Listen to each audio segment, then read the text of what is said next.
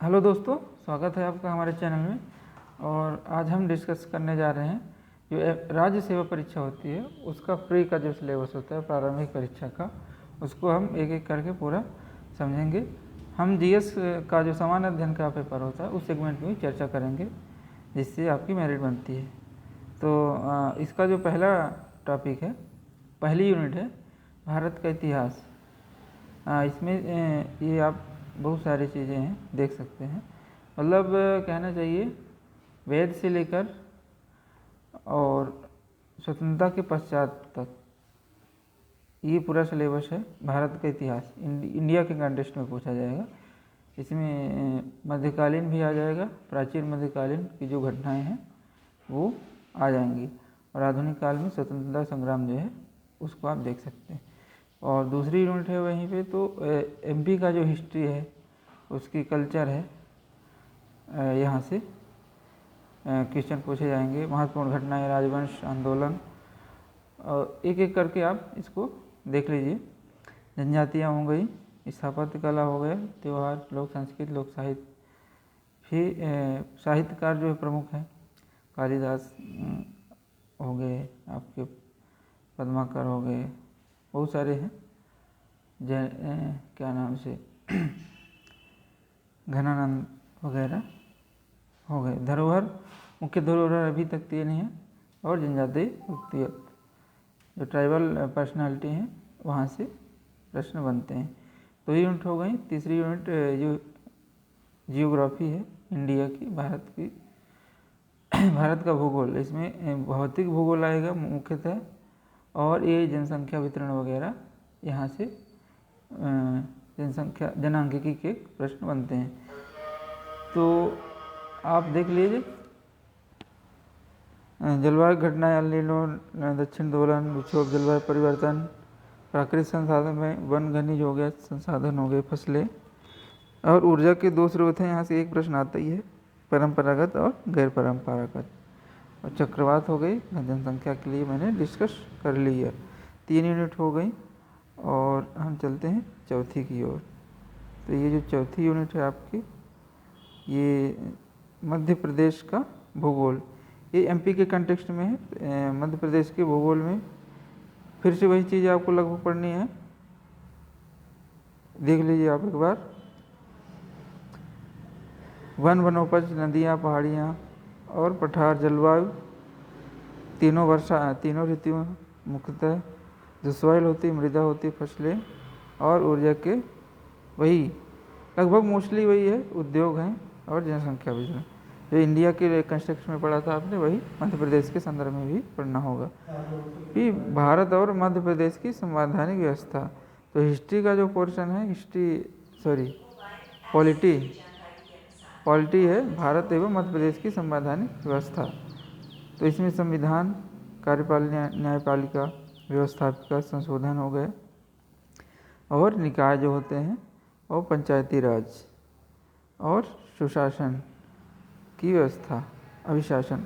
मध्य प्रदेश में सुशासन को कैसे लागू किया जाए, तो ये आपका सिलेबस है। छठवीं यूनिट को देखें तो आपको जो इकोनॉमिक्स है, अर्थव्यवस्था, वो एमपी और इंडिया के संदर्भ में पूछी जाएगी। तो इसको देख लीजिए, भारत की और मध्य प्रदेश की वर्तमान में इकोनॉमिक क्या है, सतत विकास, सस्टेनेबल डेवलपमेंट जो होता है, एमएसएमई हो गए, अधोसंरचना विकास, और एक जिला एक उत्पाद अभी काफ़ी चर्चा में है। मध्य प्रदेश वैश्विक संपदा, नई प्रवृत्तियाँ जो हैं कृषि, उद्योग एवं सेवा क्षेत्र में। सेबी हो गया, रिजर्व बैंक हो गया, तो ये वित्तीय संस्थाएं जो हैं, और व्यापार नीति। तो यहाँ से मोस्टली आपका हर एक टॉपिक से आपको पता होना चाहिए, 10 क्वेश्चन आते हैं, मतलब एक टॉपिक से एक क्वेश्चन पूछा जाता है। फिर साइंस और इन्वायरमेंट और हेल्थ जो आपका 7वां यूनिट है, 7वीं इकाई है। पर्यावरण, विज्ञान और स्वास्थ्य है। इसमें विज्ञान की प्रमुख शाखाएं, मतलब फिजिक्स, केमिस्ट्री और बायोलॉजी, इनकी बेसिक क्वेश्चन आएंगे। प्रमुख संस्थान रहेंगे, उन्होंने क्या अचीवमेंट की, उपलब्धियाँ, मानव शरीर बायोलॉजी के अंतर्गत देखें, पोषण आहार यहाँ से अनुवांशिकी से आता है, हेल्थ से आता है, सस्टेनेबल डेवलपमेंट और SDG सस्टेनेबल डेवलपमेंट गोल, यहाँ से प्रश्न। फिर जैव विविधता, प्रदूषण और डिजास्टर और उसका मैनेजमेंट, ये हो गया आपका 7वीं यूनिट। और 8वीं देखें अगर तो 8वीं में है अंतर्राष्ट्रीय, राष्ट्रीय और मध्य प्रदेश की समसामयिक घटनाएं, मतलब जो करंट अफेयर्स है इंडिया लेवल का होगा, MP लेवल का और इंटरनेशनल लेवल, 3 लेवल का होगा।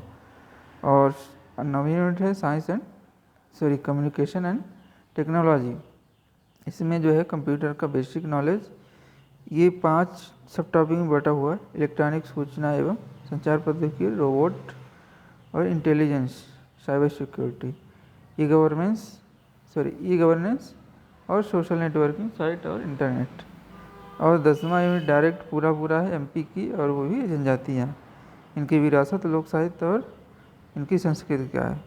तो इनका भौगोलिक विभाजन कैसे है, जो विशेष पिछड़ी जनजातियाँ हैं उन संदर्भ में यहाँ से आपके पूछा जाएगा।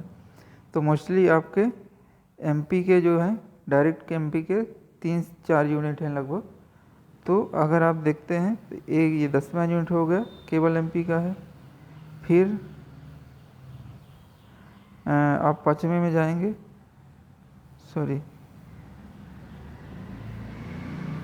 ये इसमें MP भी शामिल है, इसमें भी MP शामिल, लेकिन ये 4था यूनिट जो है मध्य प्रदेश का भूगोल, तो ये इसमें केवल MP है। और यहाँ पे भी दूसरा यूनिट जो है केवल MP का है। तो 3 यूनिट डायरेक्टली पृथक है, मतलब 30 नंबर का केवल MP से हो गया।